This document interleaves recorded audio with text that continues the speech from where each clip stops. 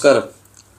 ബുദ്ധിമാനെ ഒരിക്കൽ ഒരു പോട്ടിൽ നിന്ന് ഒരു പ്രാവശ്യമേ പാമ്പ് കടിക്കുമെന്ന് പറയും.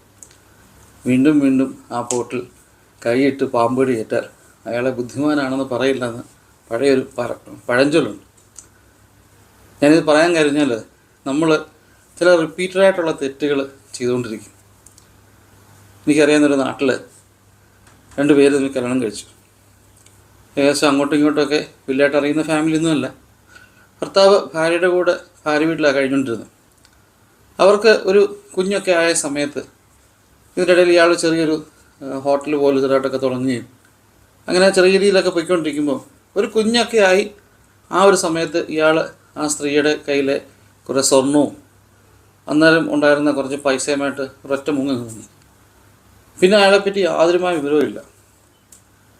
ഈ ഉണ്ടായ കുഞ്ഞ്